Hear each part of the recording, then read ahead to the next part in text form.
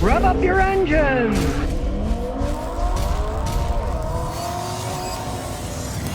Barack says, Scotty, what are your thoughts on GM substantially lowering spending on autonomous vehicle efforts after accidents with its Cruise self-driving taxis in San Francisco? I find it absolutely hilarious. You know, GM was first they're trying to say, we're going to be your electric car company. Well, now they realize nobody's buying them, and they're slowing down the production of those things. And then they have spent literally billions on the self-driving crap that I keep wondering, now, why are they spending all this money? Well, because they're one of those people that are truly ignorant of economics, and they are throwing good money after bad. They've already wasted billions, so they're going to continue to waste billions of dollars. That's just the way that it goes with all that stuff. Even old Elon, a factory that's supposed to be making solar panels in Buffalo, New York, and something like 60% of the people working there are doing software for autonomous self-driving stuff, right? Which still doesn't work. His stuff doesn't work either, right? It's like these people have so much money, they don't know what to do with it. They keep throwing good money after bad. Maybe eventually they'll realize, gee, maybe it was kind of a stupid idea. We lost all that money. But what the heck, that's the way it goes. It wasn't our money, it was investors' money anyways. Toy and Mommer says, do hybrid motors have an easier life? Actually, they do. Because when you're taking off fast, the electric battery gives more power to the electric motor as a boost. Totally true. And that's probably why the later model Toyota, like the Corollas, that have a CVT transmission, but also have a launch gear, will probably last a lot longer because you're taking off on an actual gear, first gear, and then after it gets out of that, it switches to the CVT system. So they were able to make the CVT systems weigh less, be smaller, and I haven't seen any of those break yet. I'm assuming they will actually last longer because all the strain of taking off from zero to whatever, accelerating from a stop, strains the transmission the most. The same thing with an engine. An electric boost, the regular engine, is going to have less strain, and it should last longer. Hornbrute says, Scotty, can a bad thermostat cause the engine light code P0420?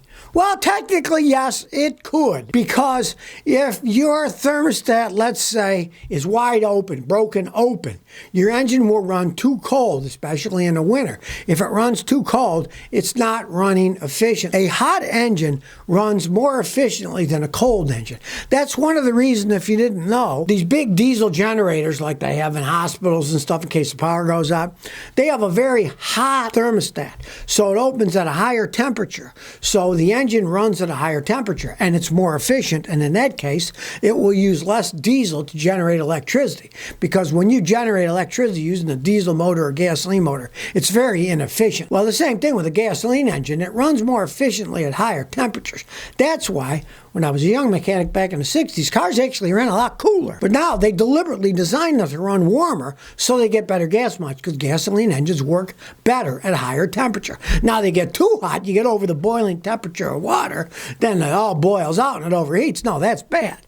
But up to an extent, the warmer it runs, the more efficient it is. Trucks in Moore, New Jersey says, Scotty, I'm looking to buy a used high mileage car for daily driver, around 200,000 miles or so. Honda Civics or Toyota Corollas, with mileage a good buy? Well, if they were taken care of, yes, and especially if it was highway driving. Highway driving is only equivalent to about 10-15% of city driving. You got a car with 200,000 miles and it was mainly highway driving, that's equivalent to like, 30,000 miles of stop and go traffic. So yes, definitely, if you find somebody who's got a high mileage car and it was all highway driving, pick up on it. Being a Civic or a Corolla, I'd rather go for the Corolla. They seem to last the longest. If it's a lot of highway driving, it can last a really long time. Lucas Shorty says, 2018 Equinox, all-wheel drive, 67,000 miles. Dealer said I need a new flex pipe, no codes, no bad data, past emissions, no loud noises or smell. Is he trying to scam me? Well, dealers are always trying to scam people, but the thing about a flex pipe is, the flex pipe does exactly what it says. It's a flexible pipe because when you start your car, the engine has a tendency when it starts up to kind of twist to the side. When you accelerate hard, it twists to the side. The flex pipe allows the exhaust system to flex a tiny bit so it doesn't snap off.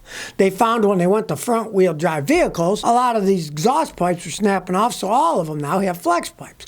But the thing about a flex pipe is, it is just an exhaust pipe that keeps the exhaust inside the pipe and not outside, so it goes through the system and out the back, the muffler, a hole in the back, right? So if you don't have any noise at all, it couldn't be leaking, because if a flex pipe leaks, it's an exhaust leak, and it will make noise. Blah, blah, blah, blah, blah.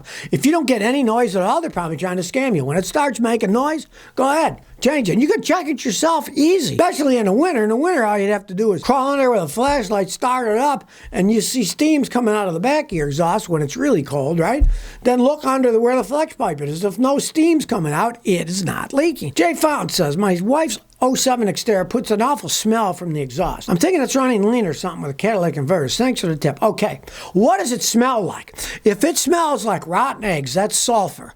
And only two things can do that. Either you got gasoline that has too much sulfur, and the sulfur is ruining your catalytic converter, and you smell the rotten eggs odor. That's what sulfur is. Like if you go to hot springs out in forests and stuff where they have natural hot springs, you'll often smell the rotten egg smell because the sulfur is in the natural springs from under the earth. The sulfur goes through the sulfuric acid, and then you smell it, right? The only other thing is if your battery's going bad, sulfuric acid is in it, and it can also smell like that too. So go back to the pipe, the exhaust pipe. If you smell it coming from the pipe, you got bad sulfur gas.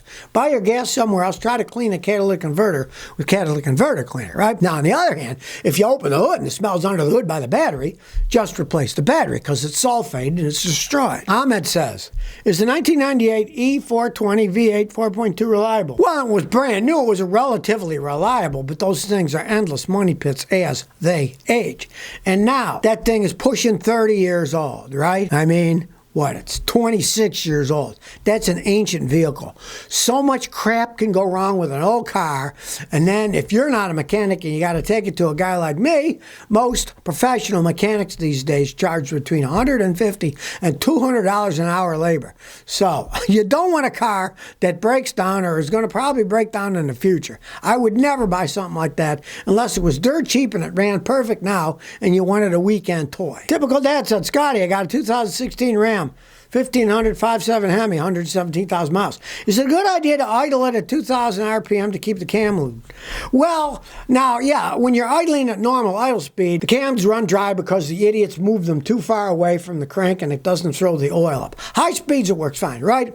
But you can't really set the idle up on a modern car to 2,000 RPMs. It's not like the old carburetors ones where you could turn the screw and you could idle them higher, right? You wouldn't want to idle at the highways. You need more gas and stuff like that. Slowing down, if you got an automatic transmission, wouldn't slow down as well. Not a good thing to do. What you basically want to do is not idle for long periods of time. Never sit there idling. If it's hot with the AC on, you're waiting for a train, shut the thing off. Idle as little as possible, because I got customers with those that did that, and they still got 150, and they don't burn oil, they don't rattle, they don't make any noise, right? But you got to make sure you don't idle them much, because it's a bad engine design. Andrew M. says, why does my car idle rough when I unplug the battery? How do I fix it? Okay, numero uno, do not disconnect battery cables on any modern car while it's running, because if you do, you can destroy the computer systems. Now, when I was learning how to fix cars when I was young, in the early 1960s, you could do that to a car. That's how we tested alternators before we had equipment. The old cars didn't have computers on them. They had batteries, ignition systems that had mechanical points, carburetors, mechanical fuel pumps, and we would take the negative battery terminal off, and then if the car continued to run, it means the alternator was working, right? But you can't do that with any car that's been made for the last decades and decades and decades. You can destroy it. Do not do that. If your car runs fine otherwise, you don't have any problems. Leave it alone. But on any modern car, you do not disconnect the battery cable while you're running the car. If you do, you can destroy the computer system, so don't do that. Tom Baldwin says, I got a RAV4, the battery was tested 80%. Should I keep driving it? Sure. I generally say once it gets below 40% or so, then you probably should think about putting another battery in, especially if you're coming up on winter, because winter it's colder outside. Now, if it's hot in summer, you can probably still drive with 40% a while, but winter, you're kind of pushing the envelope. It's fine now. And when it gets below 40, I'd say, hey, go ahead and change it out then. Don't waste your money now. Zap Rousdar says, should almost new pads and rotors pulsate when braking at a high speed down a steep incline?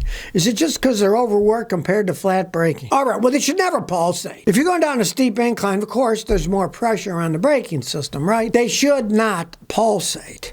If they pulsate, there's only two things that can do that. Either you got warped rotors and pads, or you got a problem in your anti-lock brake system, right? You have relatively new brakes and rotors and they're not warped, have a guy like me scan the ABS system. Could be you got a problem with the ABS systems making them pulsate. Dottie Fishing says I got 2015 F250 diesel, 6-speed auto.